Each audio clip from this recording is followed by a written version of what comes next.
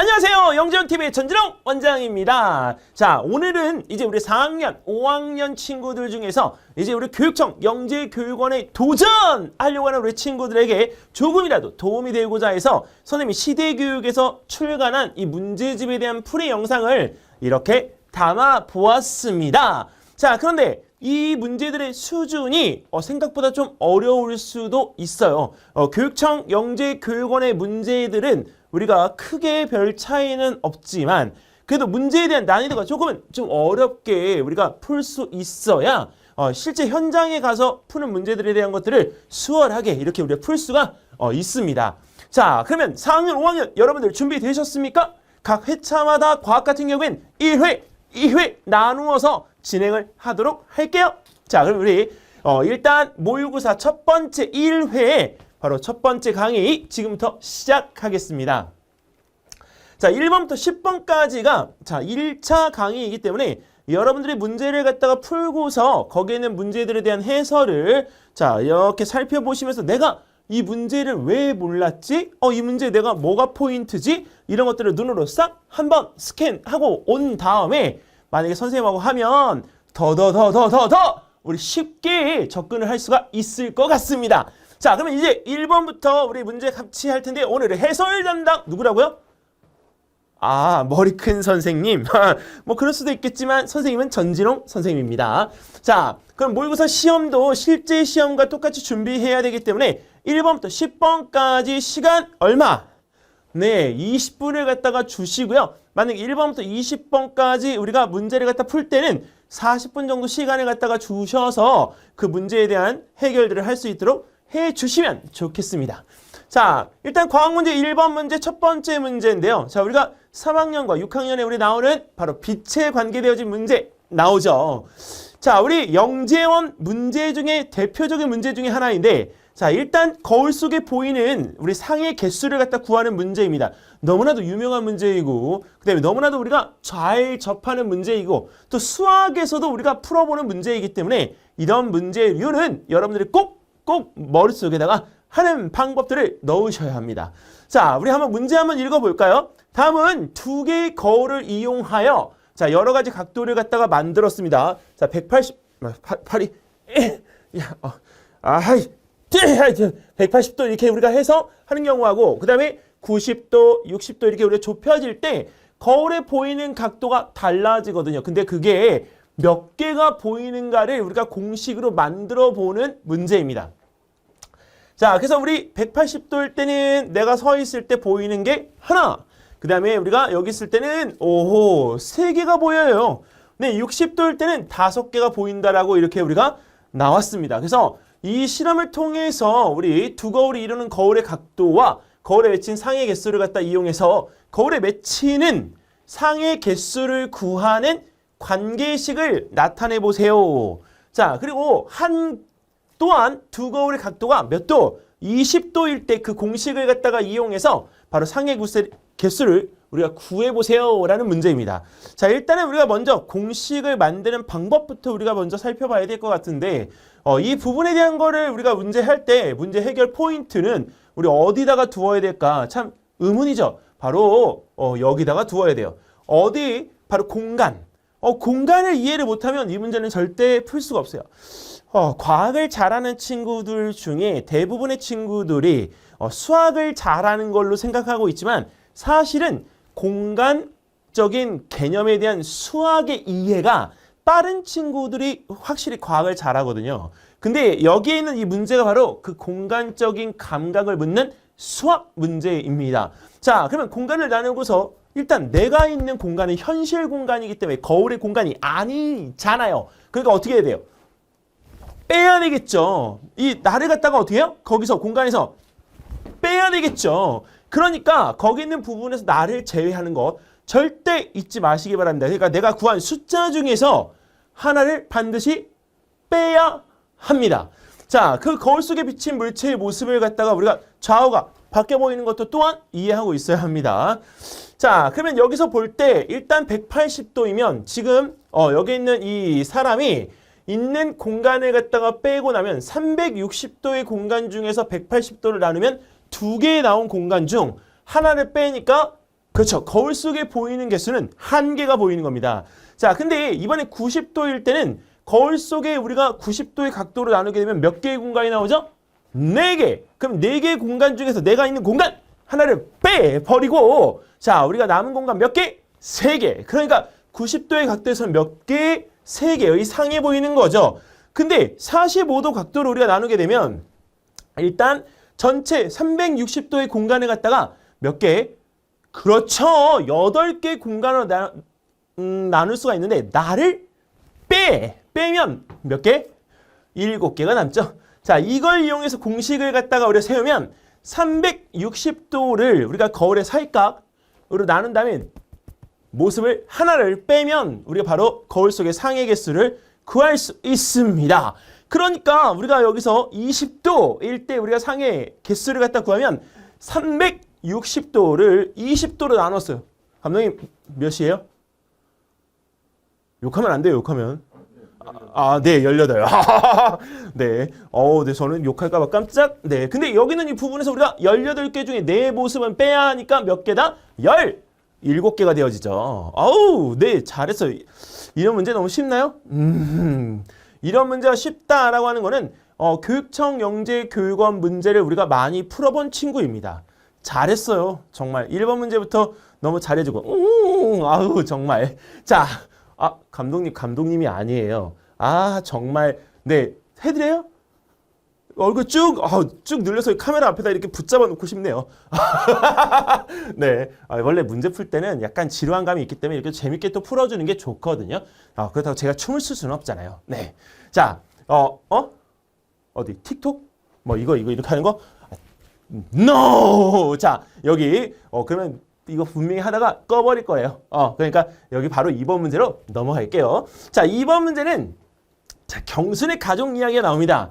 자, 가족과 함께 집 근처에 있는 산에 오르면서 등산로 주변에 있는 자, 여러 가지 식물들을 핸드폰 카메라로 찰칵 하고 우리가 찍었어요. 자, 그때 집에 와서 사진 속 식물들을 도감을 이용해서 아래 표와 같이 분류했습니다. 자, 이때 A 그룹은 소나무, 참나무, 민들레, 잔디로, 네, B 그룹은 고사리, 우산익기, 솔익기, 쇠뜨기로 우리가 분류했습니다. 자, 그런데 경수는 도대체 이 분류를 어떤 기준으로 분류했을까? 그 분류 기준을 쓰고 그 이유를 서술하시오라는 문제입니다. 자, 근데 여러분들 여기에 뭐가 들어가 있어요? 고사리. 고사리는 무슨 식물이냐면 양치 식물이에요. 고사리 뭘로 번식하죠? 포자. 그 다음에 우리가 솔익기하고 우산익기도 선태식물인데 뭘로 번식하죠? 포자. 자, 그런데 여기는 A그룹 소나무나 참나무나 민들레, 잔디는 전부 다 씨앗으로 우리가 번식을 합니다. 즉 종자 식물인 거죠. 종자 번식. 얘는 포자 번식. 즉 번식 방법에 따라서 우리가 A그룹과 B그룹을 나누었다라고 봐도 됩니다. 자, 그래서 이 부분에 대한 문제를 갖다 해결하기 위해서는 방금 전에 이야기했던 것처럼 그런 식물의 특징을 우리가 알고 있어야 이 분류할 수 있기 때문에 식물의 특징에 대한 조사를 먼저 우리가 해보면 좋을 것 같고요. 근데 두 번째로는 꽃의 유무에 따라 꽃식물, 민꽃식물 이렇게 우리가 표현을 갖다가 할 수 있죠. 이 얘기는 무슨 얘기냐면 꽃이 피는 우리가 꽃식물과 꽃이 피지 않는 민꽃식물로 우리가 나눌 수가 있습니다. 자, 그래서 꽃의 유무에 따라서 이렇게 우리가 구분을 할 수 있다더라. 자, 그래서 A그룹 같은 경우에는 일단 바로 종자 식물, 씨앗으로 번식하는 종자 식물. 자, 그리고 얘는 우리가 이 꽃과 이 꽃이 같은 종류의 꽃이라고 하더라도 여기에 있던 꽃가루가 다른, 그쵸, 같은 종류의 식물의 암술 머리로 옮겨가면서 수분이 이루어지면 수정이 이루어졌을 때 다음 세대를 갖다가 우리가 이루기 위한 씨앗을 만들 거 아니에요. 근데 그 씨앗이 완벽하게 100% 일치하지 않습니다. 그러니까 다음 세대로 갈 때 유전자가 같을 수 있을까요? 아니에요. 달라요. 자, 그 다음에 우리 B그룹은 꽃이 피지 않는 식물들인데, 자, 이런 경우에는 우리가 민꽃식물, 즉 포자로 번식하는 식물들이죠. 자, 여기서 우리가 이 포자는 적당한 수분과 그 다음에 온도와 그 다음에 또 뭐? 그렇죠. 우리가 거기 있는 부분에 양분만 있으면 바로 우리가 여기서 터져서 우리가 번식을 하기 시작해요. 자, 그런데 이때 우리 여기 있는 이 민꽃식물에 해당되어지는 고사리나 우산잎기, 솔잎기, 쇠뜨기는 세대별 유전자가 정말 100% 똑같아요. 그러니까 여기서 마치 이렇게 복사하듯이 컨트롤 C, 컨트롤 V 이렇게 복사하듯이 세대별 유전자가 같은 게 바로 특징입니다. 그래서 종자식물과 그다음에 여기 있는 포자식물의 이런 부분에 우리가 유전자에 대한 구조 자체도 다른 점이 있으니까 이 부분에 대한 것들은 참고 삼아서 알아두시기 바라겠습니다. 그러니까 만약에 분류하게 되면 종자식물과 포자식물, 그다음에 꽃식물과 민꽃식물, 그다음에 세대별 유전자가 같은 식물들과 그다음에 세대별 유전자가 같지 않은 식물들 이렇게 해서 우리가 구분할 수 있겠죠? 그렇죠. 이렇게 딱 구분을 해주면 우리가 여기서 쫙 펼쳐서 구분을 할 수 있습니다. 자, 이번엔 우리 세 번째 문제 어때요? 2번 문제까지. 아하, 들어본 이야기들도 있고 그 다음에 들어봤는데 사실 이게 이런 게 문제류로 나올 거라고 생각을 못했던 문제도 있는 거죠. 자, 그러면 우리가 이번에는 3번 문제를 훌쩍 또 뛰어넘어서 이번에 우리 한번 다음 4번 문제 보도록 할게요. 근데 그렇다고 넘는다고 해서 3번 문제를 우리가 안 푸는 건 아니에요. 그 문제를 가볍게 넘겠다는 거지 문제를 그냥 스치듯이 이렇게 지나가는 건 아닙니다. 자, 문제가 쉽기 때문에 그래야 넘어가려고 하는 거죠. 자, 일반 가정에서 쓰는 전기의 전압은 220V이지만 자, 주택가 부근은 지나가는 전신주의 전압이 22,900V입니다. 와후! 우리 220V인데 얘는 22,900V야. 와! 자, 다음 사진은 고압선 위에 앉아있는 새의 모습인데요. 참 이건 맨날 보면서도 신기한 게 전깃줄에 앉아있는 까마귀나 전깃줄에 앉아있는 까치나 참새 얘네들은 도대체 왜 감전이 안 되는 걸까요?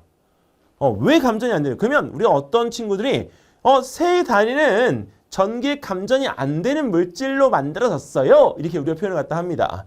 근데 전기가 여기서 이렇게 우리가 통과되어져 갈 때 전기가 흐르지 않으려면요. 전기가 흐르지 않는 부도체의 물질이거나 아니면 전기가 흐르지 않는 게 아니라 전기가 흐르는데 전기가 흐를 수 없도록 막아주는 저항이 큰 물질이거나 이 두 가지 종류 중에 하나입니다.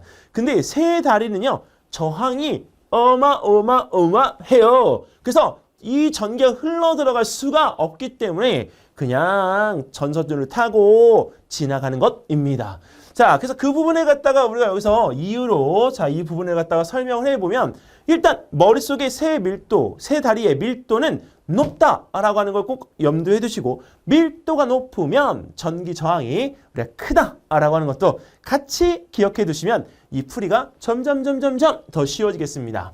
자, 그래서 새 다리 밀도가 높기 때문에 감전이 안 된다. 근데 여기서 우리가 전압차라고 하는 거를 여러분들이 나중에 중등교육과정에 가면 전위차라고 우리가 배우는데 이 전위차가 나타나야만 즉 전위차라고 하는 거 쉽게 설명하면 전압의 차이거든요. 근데 전압이 차이가 나면 전압이 높은 곳에서 전압이 낮은 곳으로 이동합니다. 근데 우리 이 전압 차이가 안 나면 전기 통할까요? 전기 움직일까요? 전기 흐를까요? 안 흘러요. 그런데 여기는 이 부분에서 우리가 이건 병렬 연결이잖아요. 여러분들이 나중에 전지 연결을 갖다가 배우면서 뭐라고 배우느냐? 병렬 연결일 때는 전압이 같다, 전압이 다르다. 둘 중에 어떤 거? 전압이 같다. 전압이 똑같으면 전압이 같으니까 어떻게 돼요? 흘러요? 안 흐른다니까요. 안 흘러요. 그래서 여기는 이 부분에 우리가 이 두 다리에 연결되어져 있는 이 저항과 같은 것들이 여기서 우리가 전기가 흐르지 않는 상태로 거쳐가게끔 되어지는 거죠. 자, 그래서 우리가 전위차, 즉 전압차가 있어야만 전기는 통할 수 있다입니다. 자, 이렇게 해서 우리가 3번 문제는 훌쩍 넘어가 봤네요. 자, 이번엔 네 번째 문제입니다. 와우! 자, 우리가 이제 알고 있는 문제, 바로 우리가 운동량 흙과 화단흙에 있는 문제죠. 자, 거기에서 우리가 진흙, 모래, 자갈을 갖다 이용해서 물 빠짐 비교하는 실험을 갖다가 하려고 하는데, 자, 구하기 쉬운 물건이나 과학기구를 사용해서 실험 계획을 하고 서술해 보시오. 근데 이 기구는 꼭 과학기구가 아니어도 괜찮습니다. 주변에서 구할 수 있는 재활용품이어도 전혀 상관이 없습니다. 즉 깔때기가 아니라 페트병을 자른 우리가 도구여도 상관이 없다는 점입니다. 자, 그다음에 두 번째, 계획한 실험에서 갖게 해야 할 조건과 다르게 해야 할 조건을 구분해서 적어보세요 라고 했어요. 자, 적어보세요 라고 했는데 이 부분에 대한 것도 우리가 어떻게 적어야 될지, 갖게 해야 할 조건, 다르게 할 조건. 자, 지금부터 우리가 한번 살펴볼까요? 먼저 1번 문제부터. 자, 일단은 주변에 우리가 구하기 쉬운 물건이나 우리가 과학기구에 사용해 볼 수 있는 어떤 실험 계획들을 갖다가 여기서 쓸 때는 먼저 어떤 준비물들을 갖다가 우리가 선택해서 쓸지를 먼저 결정해야 합니다. 그래서 준비물은 머릿속에 떠올려 보고요. 그 다음에 그 준비물들을 갖다가 활용해서 실험 방법은 하고 머릿속에 떠올려 보세요. 그러면 이 실험 방법까지 우리가 이렇게 전체적인 내용을 다 볼 수가 있습니다. 여기 있는 내용은 선생님이 자 해설지에 대한 부분들을 이게 다 타이핑을 친 거기 때문에 조금 약간 흐릴 수가 있는데 해설지에 선생님이 그대로 타이핑 쳐놓은 내용을 이렇게 지금 여기다 게시를 해놨습니다. 자, 진흙, 모래, 자갈 또 있어야 되는데 여기서 영재원 시험 문제잖아요. 그러니까 다른 친구들도 분명히 적을 거라서 조금 이렇게 차이를 둔다고 하면 진흙 얼마, 모래 얼마, 자갈 몇 그램이라고 이 양을 정해주는 게 좋습니다. 자, 그 다음에 우리 비커, 물, 종이컵, 페트병, 헝겊, 시계 등도 구체적인 양에 대한 부분들을 아예 정해주는 것이 우리가 훨씬 그렇죠. 실험을 더 많이 해본 경험이 있는 친구들처럼 볼 수가 있습니다. 자, 그 다음에 실험 방법은 우리가 여기서 페트병 3개를 준비해서 왜 3개야? 진흙, 모래, 자갈을 다 담아야 되니까 그걸 자르죠. 2분의 1 자른 다음에 같은 크기의 구멍을 갖다가 우리 밑에다가 뽕뽕뽕뽕 송곳으로 우리가 뚫어줍니다. 자, 근데 이렇게 구멍을 뚫는다라고 하는 부분에서 송곳이 빠졌죠? 그러니까 송곳이라는 이 부분에 대한 것도 준비물에 들어가야 돼요. 그리고 송곳이 페트병에 그 플라스틱을 갖다 뚫으려면 우리가 뜨겁게 달구어야 되기 때문에 알코올 램프도 있는 게 좋아요. 그러면 어떻게 돼요? 추가됐잖아요. 그럼 여기다 추가시켜주면 돼요. 오케이?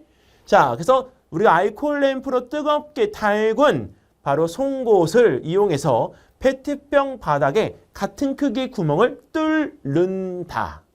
자, 그 다음에 페트병 안쪽에다가 헝겊 조각을 갖다가 깔아서 우리가 거기서 모래나 이런 것들이 흘러내려가지 않도록 우리가 어떻게 해요? 막아주는 거죠. 그래서 그 부분에서 우리가 각각 진흙과 모래, 자갈을 갖다가 페트병 안에다가 구분하여 넣어줍니다. 서로 섞이지 않도록 주의해줘야 돼요. 왜?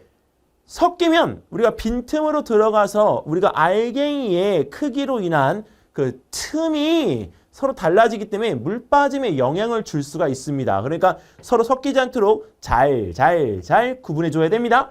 자, 그 다음에 4번째, 페트병 아래쪽에 물의 양을 측정할 수 있도록 비커를 설치한다. 맞죠?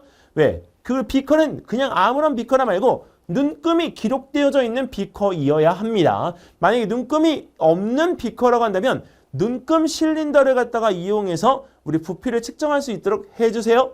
자, 그 다음에 5번, 각각의 페트병에 같은 양의 물을 부은 후 물이 빠져나오는 시간과 양을 측정하다. 동일한 시간 동안에 빠져나온 물의 양이 얼마나 되는지를 측정해줘야 돼요. 그래서 시간은 같아야 됩니다. 자, 여기서 이렇게 우리가 한 것들에 대해서 같게 할 조건과 다르게 해야 될 조건을 딱 구분을 해보면 일단 다르게 해야 될 조건은 흙의 종류인 거죠. 나머지 물의 양, 페트병의 크기, 페트병에 뚫린 구멍의 크기하고 개수, 근데 헝겊의 조각의 크기, 헝겊의 두께 다 모두 같아야 되고요. 네, 모래하고 진흙하고 우리가 그렇죠. 돌의 양, 자갈의 양도 같아야 돼요. 그리고 여기는 물을 붓는 속도, 더군다나 자갈의 우리가 그 양도 같아야 되지만 모래하고 그다음에 자갈 같은 경우에는 그 크기까지 동일하면 좋습니다. 자, 그리고 물을 붓는 속도 같아야죠. 그다음에 페트병으로부터 물을 붓는 높이까지 우리가 똑같아야 합니다. 자, 이런 것들에 대한 부분들을 우리가 할 때 다르게 해야 될 조건을 우리가 하나 설정하면 나머지 것들은 같게 해야 되지만 아직은 우리가 실험에 대한 경험이 많지 않은 친구들이기 때문에 이런 부분들이 서툴러요. 하지만 여러분들이 꼭 노력하셔야 되는 부분이기 때문에 정말 개인적으로 부탁인데요. 이 부분은 몇 번이고 좋으니까 여러분들이 꼭 한 번씩 우리가 해 보시기 바라겠습니다. 아시겠죠? 약속해줘. 오케이. 자, 이번엔 우리 5번 문제입니다. 자, 5번 문제는 어떤 문제인가 볼까요? 짠! 와우! 이게 뭐야? 상대 속도가 문제. 와, 이거 초등학교 4학년, 5학년 풀기에는 너무 어려운 문제인데. 왜냐면 이 상대 속도라고 하는 거는 내가 느끼는 게 아니고요. 내가 볼 때 다른 물체가 움직이고 있는 속도를 관찰하는 거거든요. 근데 여기서 이게 무슨 얘기냐? 선생님이 지금 여러분들 나는 오른쪽으로 가고 있단 말이에요. 이렇게. 근데 여러분들이 나를 볼 때는 내가 어느 쪽으로 가고 있는 것처럼 보이죠? 바로 왼쪽, 자신의 왼쪽으로 가고 있는 것처럼 보이는 거잖아요. 화면에서. 자, 그래서 여기 있는 이 부분에서 우리가 보는 것이 그 관찰자가 있는 위치에 따라서 달라질 수 있는 게 바로 상대적입니다. 그렇기 때문에 내가 이 속도가 아무리 이렇게 내가 간다고 하더라도 여러분들이 나하고 같이 똑같이 이쪽 방향으로 간다라고 했을 땐 나는 여러분들을 기준으로 해서 만약에 내가 여러분들보다 빠르게 달리고 있으면 그 정지해 있는 개념처럼 우리가 느낀 것에 대해 우리가 달리고 있는 속도가 느껴지는 거고, 만약에 여러분들이 내가 이쪽 방향이라 여러분들 쪽으로 가잖아요. 그러면 어떻게 돼요? 속도가 훨씬 빠른 느낌이 드는 거죠. 그게 왜 그러냐? 바로 상대 속도 때문에 그렇습니다. 자, 여기서 보면 수진이네 가족은 할아버지와 할머니가 계신 부산으로 여행을 가기 위해 KTX를 탔습니다. 자, 학교 과학 시간에 상대 속도를 배운 수진이는 KTX 안에서 핸드폰을 이용한 몇 가지 실험을 위해 가속하고 있는 KTX 복도에서 공중으로 점프하고 이렇게 뛰어 올랐습니다. 자, 공중에 머물러 있는 동안 수진이가 들고 있던 핸드폰을 놓았을 때 수진이가 관찰한 핸드폰의 운동 상태를 서술해 보세요. 이렇게 나왔어요. 근데 여기는 이 부분에서 우리가 이거 뭐냐? 점프했을 때 공중에서 선생님이 여기 있던 이거를 놓는 것과 마찬가지거든요. 근데 나는 올라가는데 얘는 떨어지잖아요. 그럼 내가 볼 때 이 떨어지는 속도가 더 빨라질까요? 더 느려질까요? 더 그렇죠. 빨라지겠죠. 근데 실질적으로 우리가 여기 있는 이 부분에 대해서 느낄 때는 별로 큰 차이가 없는 것처럼 보여지기도 합니다. 자, 그래서 이 문제 해결을 갖다 하기 위한 하나의 키워드, 포인트를 갖다가 여러분들에게 주면 여기서 상대 속도라는 개념을 갖다 우리 알아야 되고요. 상대 속도는 내가 이쪽으로 20, 자, 이쪽으로 똑같이 우리가 여기서 10 갈 때 이 10으로 가고 있는 물체가 20m/s의 속력으로 가고 있는 물체를 보면 얘는 10m/s로 움직이는 것처럼 보여요. 왜? 바로 보세요. 관찰 대상의 속도라고 했으니까 자, 10m/s로 달리고 있는 물체가 뒤에서 앞에 달리고 있는 20m/s의 물체를 본다면 이게 관찰 대상이잖아요. 그러니까 20. 근데 관찰자 바로 10m/s니까 10. 그러면 20에서 10을 갖다 빼니까 얘는 10m/s로 달리고 있는 것처럼 보이는 거죠. 하지만 반대로 갈 때는 달라요. 왜? 반대로 갈 때는요. 우리가 과학에서는 수학적 의미로 마이너스를 부여합니다. 그러니까 20m/s로 가고 있는 물체, 자, 그 다음에 10m/s로 가고 있는 물체, 그러면 이 관찰 대상의 20, 그 다음에 반대편으로 가고 있는 이 물체는 10m/s인데 반대 방향이니까 마이너스 10이에요. 그러면 자, 20 빼기 마이너스 10이면 20 더하기 10이 돼서 이 10m/s의 물체가 반대편으로 가고 있는 20m/s의 물체를 갖다 볼 때 얼마가 돼요? 30m. 와우, 속도가 더 빨라지게 느끼는 거죠. 그게 바로 상대 속도입니다. 자, 그리고 수직으로 작용한 힘, 이걸 우리가 뭐라고 하냐? 바로 수직성분. 수평으로 작용한 힘, 바로 우리가 수평성분이라고 우리가 표현합니다. 자, 이 개념을 갖다 알고 설명을 들으면 조금 더 쉬울 것 같습니다.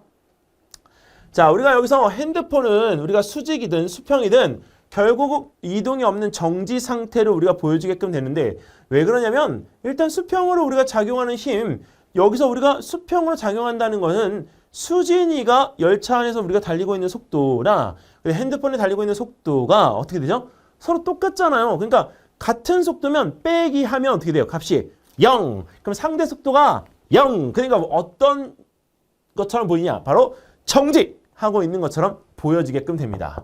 자, 그 다음에 우리가 수직으로 작용하는 힘의 방향인데 위로 점프 했을 때 자, 거기서 핸드폰의 속도에서 수진의 속도를 갖다 빼는데 핸드폰은 놓은 거잖아요. 움직인 게 아니라 놓은 거예요. 그럼 핸드폰은 0. 근데 수진이는 속도가 0이 아니죠. 그러니까 우리가 여기서 이 값은 마이너스가 됩니다. 그래서 우리가 핸드폰에 수직으로 작용한 방향의 반대 방향으로 핸드폰이 움직이는 것처럼 보이게끔 되는 것이에요. 이게 바로 상대 속도입니다. 좀 어렵죠? 상대 속도가 개념이 어려워요. 근데 왜 이 문제를 냈느냐? 사실 여러분들이 초등학교 때 과학에 대한 공부를 할 때 제일 많이 관심을 가지는 것 중에 하나가 아인슈타인의 상대성 이론이거든요. 근데 그 상대성 이론에 대한 이 부분들에 대한 것들은 막 이야기를 하지만 실질적으로 수학이나 과학적으로 접근을 하면 문제에 대한 이해를 거의 못해요. 그래서 이 부분에 대한 걸 갖다가 설명드리기 위해서 내놓은 문제니까 참고 삼아서 다시 한번 꼭 영상을 플레이 리플레이 하면서 들으시면 좋겠습니다. 자, 이번엔 6번 문제입니다. 자, 수레를 끄는 말이 다음과 같이 주장하면서 수레를 끄는 것을 거부했습니다. 자, 뭐라고 얘기했냐면 감히 말주제, 그쵸? 자, 우리가 내가 수레를 끌어당기면 작용과 반작용의 법칙에 의해 자, 수레가 나를 같은 크기의 힘으로 끌어당겨 수레는 움직이지 않을 것이야. 자, 어차피 움직이지 않을 수레를 끌 필요가 있을까? 따라서 나는 수레를 끌지 않겠다. 이렇게 얘기합니다. 와, 굉장히 똑똑한 말인데 한편으로는 절반만 알고 있는 거예요. 왜? 내가 힘을 이만큼 주면 그 바닥에서 작용하는 수레와 바닥과의 마찰력 또한 똑같은 크기의 힘이 주어져요. 아니, 끌어보지도 않고 해보지도 않고 이걸 어떻게 말이 판단해? 와우, 말이 작용 반작용까지 다 알아. 와우, 정말 대단한 말이야. 하지만 이 말은 틀린 말을 했죠. 왜? 여기서 내가 마찰력의 크기가 얼마인지, 말에 주어진 힘이 얼마인지 얘기했어요? 와, 자기 얘기는 안 하고 이 부분에서 우리가 근거적으로 말만 떠들어내는 말, 정말 말 이거에 속으면 안 됩니다. 자, 그래서 여기서 우리가 이 말에 대한 주장이 옳고 그름을 갖다 판단하는 데 있어서 뭐다? 옳지 않습니다. 자, 그래서 이 부분에 옳지 않다면 말의 주장에 대해 어떻게 반박해야 될지 서술해 보라고 했는데 방금 전에 이야기했던 것처럼 말의 힘도 모르는데 마찰력도 모르는데 어떻게 하냐고. 그래서 우리가 여기 있는 이 부분에서는 이 말한 내용은 정당하지 않다. 그래서 여기서 힘의 종류를 갖다 알아야 논리적인 설명이 가능하기 때문에 내가 말이 작용한 힘이라는 것과 마찰력이라는 힘에 대한 부분이 우리가 어떤 것인지 왜 작용하는지를 여기서 머릿속에 기억하고 있어야 됩니다. 자, 근데 말의 힘이 큰가? 아니, 수레하고 바닥의 마찰력이 큰가? 모른다니까요. 그래서 여기서는 옳지 않다라고 명확하게 이야기를 해주고 반작용으로 수레가 말을 끌어당기는 힘은 말에 작용한 힘인데 그 힘에 대한 크기가 우리가 근거가 없다고요. 증거가 없으니까 이건 무효야. 그래서 우리가 근거가 없기 때문에 여기는 이 부분에서 말의 설명은 틀렸습니다. 알겠죠? 이걸 그 내용을 갖다가 설명해 놓은 겁니다. 이 말은. 자, 이렇게 해서 우리 7번 문제 이제 들어갑니다. 와우, 오늘 설명 완전 잘 돼. 야, 이 완전 당연하지, 저자니까. 저자 직강인데 내가 말이 꼬여버리면 문제를 그렇지, 그럼 말이 안 되는 거야. 자, 내 머릿속에서 나온 문제들인데. 자, 이번엔 우리 행운을 주는 7번 문제입니다. 이 문제는 원래 교육청에서 나오는 문제는 아니고요. 우리가 대학부설 영재교육원에서 오지탐험 문제가 있어요. 극지에서 살아남는 생존 문제. 그 문제를 여기다가 내놨는데 왜 이 문제를 갖다가 넣어 놓았느냐? 사실은 우리가 생존 문제는 여러분들이 영재교육원에 준비를 하는 교육과정에서 가장 즐겨하는 문제이고 신나는 문제인데 이 문제가 이제는 우리가 대학부설에서 나오지를 않아요. 그래서 대학부설 나오지 않는다는 얘기는 교육청에서 우리가 문제를 나와서 여러분들에게 테스트하거나 아니면 면접 때 물어볼 수 있는 문제를 얼마든지 우리가 활용할 수 있거든요. 이 문제 자체가 원래 관찰 면접 문제입니다. 자, 그러면 여기서 우리가 한번 볼게요. 자, 남극 세종기지에서 남극 관측을 극지 문제가 어떤 문제가 있냐고 이런 극지방의 문제도 있고요. 그 다음에 우리가 비행기가 이게 날아가다가 비행기가 추락해서 무인도에 떨어지는 문제도 있어요. 그리고 우리가 사막으로 우리가 했을 때 문제, 그 다음에 사바나 기후나 초원에서의 문제들도 있어요. 초원이 왜 극지가 되냐고요? 초원밖에 없어요. 거기서 뭔가 육식동물이 나오면 나는 그 육식동물을 물리칠 힘이 없다고요. 그래서 극지예요, 극지. 그래서 우리가 밀림이나 이런 데도 있지만 일단은 우리가 그런 부분에서 우리가 극지에서 해결해야 되는 문제의 패턴은 다 똑같기 때문에 여러분들이 이걸 할 때 선택을 어떻게 하는지 그 과정에 대한 부분을 익혀놨으면 좋겠습니다. 아시겠죠? 이제 문제 읽어도 되죠? 오케이. 자, 남극 세종기지에서 남극 관측을 위해 15가지 품목을 배에 싣고서 남극으로 향하던 중 갑작스러운 사고로 무인도에 정박했습니다. 자, 구조하는 배가 순서대로 섬을 향해 오고 있을 때 과연 어느 것을 우선순위로 선택해서 배에 태워 보내야 될지 품목을 분류해서 5가지씩 나눠 결정해 보세요. 자, 그리고 각각의 역할을 서술해 보세요 라고 했는데 사실 감독님 만약에 지금 이 15가지 이 품목을 보여드리면 지금 보시는 이 품목 15가지 중에서 가장 1순위로 선택할 수 있는 게 뭘까요? 꼭 이것만큼은 있어야 돼 하는 거. 아, 역시 방암 및 취사도구 먹는 건요? 네, 그래서 이걸 할 때 원래 이 부분에서 우리가 이 방암 및 취사도구나 오락용품은 꼴등이에요. 아시죠? 근데 어떤 친구들이 이러더라고요. 멘탈을 위해서 꼭 있어야 합니다. 틀린 말은 아니에요. 기타 용품에 넣으면 되니까. 그 다음에 의료 기자재나 이런 것들 다 있어야 되는데 제일 중요한 게 바로 뭐냐? 바로 사람입니다. 사람은 왜 중요하냐면 여기서 그 사람들의 생명이 중요하기 때문에 우리가 이것을 선택해야 되는 게 아니고요. 리더가 있어야 돼요. 이런 거를 분류를 어떻게 하고 그거에 대한 명령을 내려서 행동을 지시할 리더가 있어야 돼요. 그래서 여기는 이 부분에서 대원 11명과 대장 4명 이 중에서 딱 하나만을 선택해야 된다면 대원 11명이 아니고요. 대장 4명을 선택해야 됩니다. 네. 이제 아시겠죠? 생존 용품이 있어야 되고요. 그 다음에 여기서 아까 잊어먹지 말아야 될 거는 이 남극 세종기지로 가고 있던 중에 사고로 무인도에 정박한 거잖아요. 근데 거기에 뭐라고 돼 있냐면 남극 관측을 위해서 이렇게 돼 있습니다. 즉 관측을 위한 목적을 달성해야 되기 때문에 생존 용품에 대한 것들이 챙겨지고 나면 바로 측정 장비가 들어가야 돼요. 그 나머지 것들 이거에 해당이 안 되는 것들은 기타 용품으로 분류를 해두면 됩니다. 자, 그래서 이거를 선생님이 이렇게 분류를 갖다 했어요. 그래서 중요한 순서를 갖다 먼저 정하고요. 그 다음에 내용물을 분류할 목록표를 작성한 다음에 생존용품, 관측용품 순으로 정리를 하시면 됩니다. 이거는 어떤 극지에서든지 간에 다 쓰여요. 선생님은 여기서 만약에 지금 남극만 아니라고 한다면 내 공통적으로 선택할 게 있어요. 바로 뭐냐면 낙하산 줄이에요. 낙하산 줄. 왜 낙하산 줄이냐?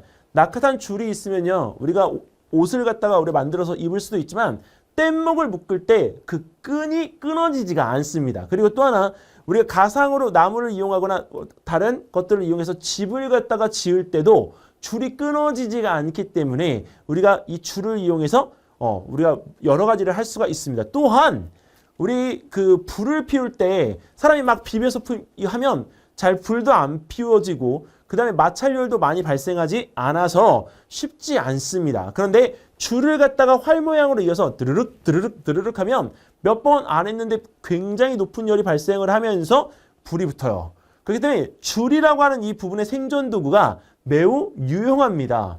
자, 그럼 우리 한번 볼까요? 먼저 생존용품 중에 우리가 선택해야 될 것 대장 4명. 자, 그 다음에 연료. 그 다음에 연료 기자재가 필요하죠. 그 다음에 뭐가 필요해요? 당연히 먹어야 되니까 식료품 필요하죠. 그리고 아까 감독님이 얘기하셨던 우리 방암 및 취사 도구가 들어갑니다.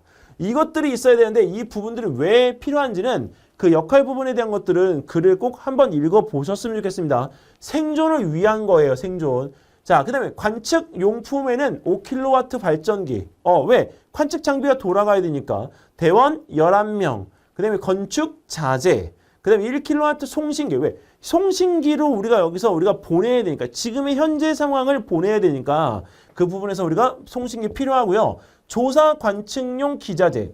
이거 당연히 중요하죠. 그래서 관측까지 우리가 할 수 있는 용품까지 우리가 다 챙겼습니다. 나머지 뭐가 있나? 설상차. 우리 눈 위에서 우리가 달리는데 여기에는 이 부분에 넣을 연료가 필요한 게 아니고요. 설상차 없어도 연료가 있으면 불을 내기가 쉽습니다. 그래서 우리가 불을 일으킬 수 있는 추위로부터 우리가 그것을 보호할 수 있는 연료가 우리가 생존용품에 들어가는 거죠. 그리고 개썰매. 이 개썰매는 개가 아니에요. 개썰매예요. 그래서 개썰매라고 하는 부분이 있고 썰매용 개 11마리. 근데 썰매용 개 11마리는 우리가 친구들이 가끔 이제 우리가 사실 허스키 같은 것들은 이 생존용품에도 우리가 들어가요. 그래서 실제로 우리가 거기 추운 극지방에서 강아지를 갖다 우리가 데리고 다니는 이유는 나중에 이 부분에서 우리가 추위로부터 그것들을 보호하기 위해서. 그래서 우리가 추울 때 우리가 이렇게 안고 있는 보온용 패드와 같은 역할을 강아지를 이용해서 할 수도 있습니다. 이거 참고적으로 알아두세요. 극지이기 때문에 우리가 이런 얘기를 하는 거예요. 자, 근데 조리사, 네, 그 다음에 오락용품 이런 것들은 우리가 여기서 중요한 것들의 기타 용품들입니다.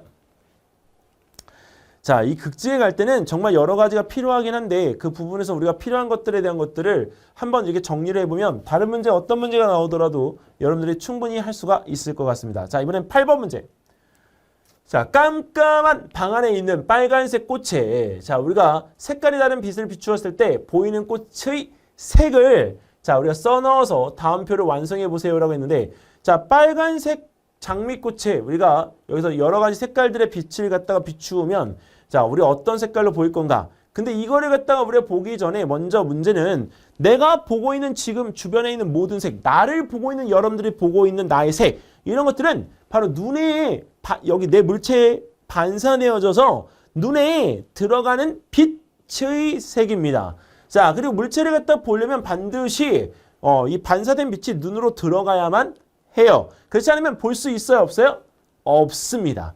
자, 그 다음에 빛의 삼원색인데 빛의 삼원색은 빨간색, 초록색, 파란색 딱 요 세 포인트입니다. 자, 이것들이 우리가 여러 가지 색깔들을 갖다 우리 만드는데 모두 다 합쳐지게 되면 무슨 색이 된다? 바로 흰색, 바로 백색광이 되어지는 거죠.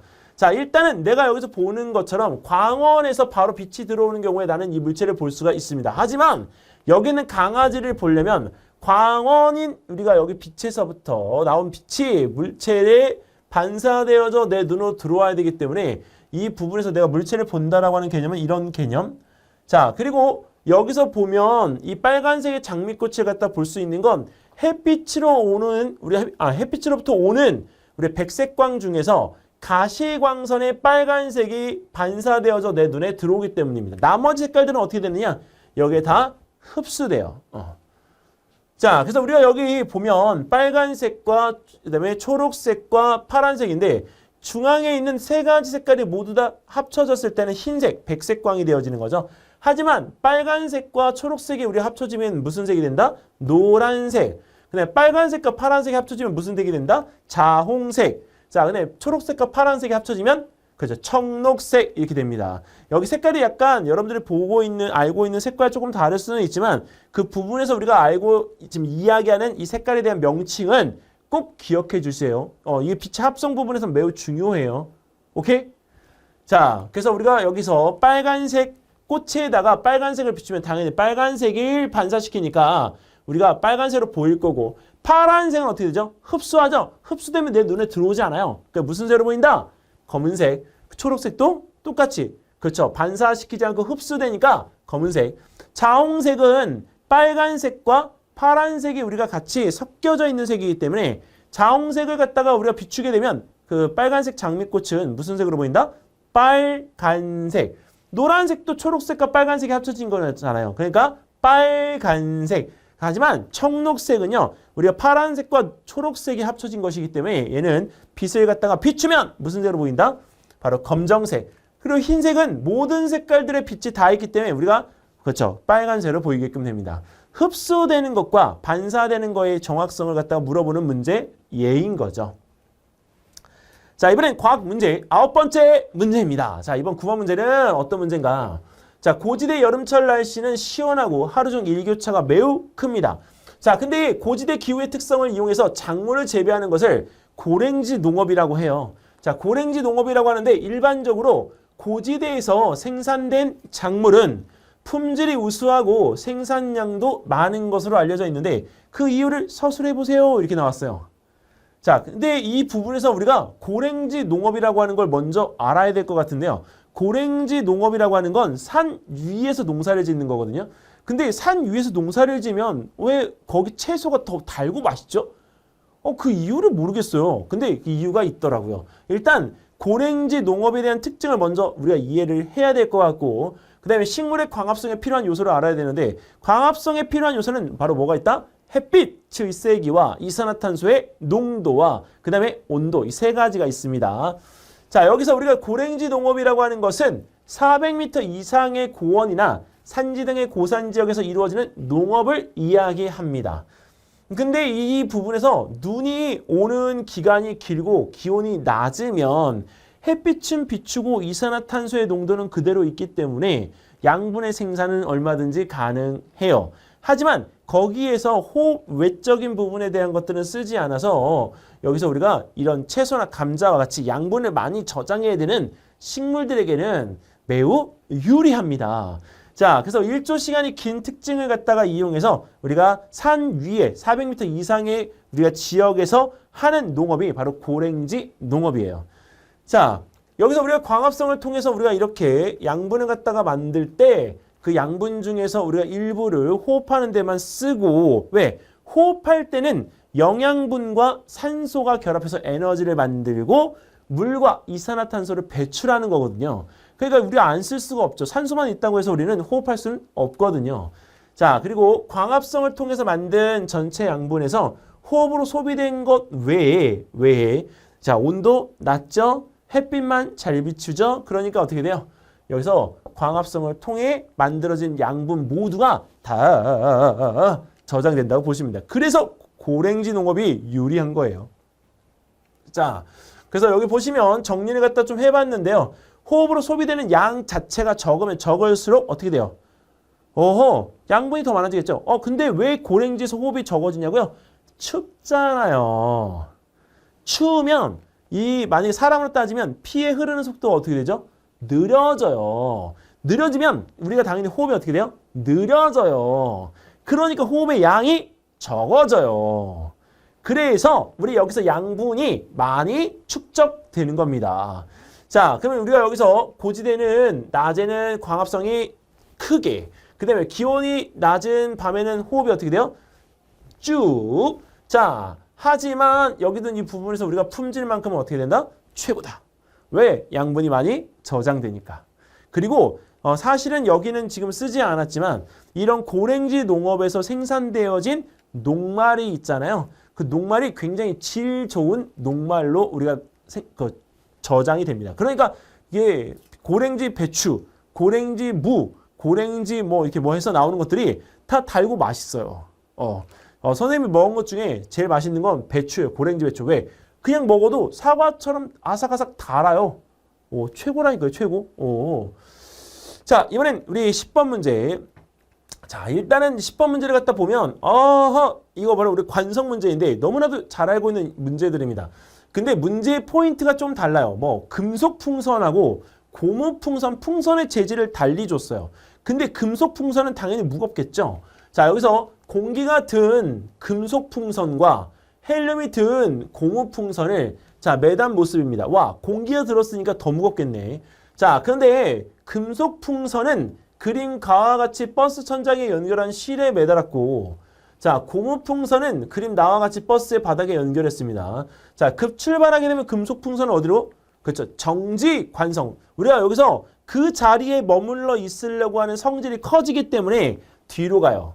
버스가 앞으로 갈 때는. 자, 근데 이 고무 풍선에 우리가 헬륨이 들어가 있잖아요. 근데 이 고무 풍선의 바깥쪽에는 공기가 있죠. 공기가 헬륨보다 무겁습니다. 그러니까 이 헬륨에 작용하는 정지관성보다 그 다음에 공기에 작용하는 정지관성이 더 크기 때문에 우리가 공기가 뒤로 가면 고무 풍선은 앞쪽으로 밀려옵니다.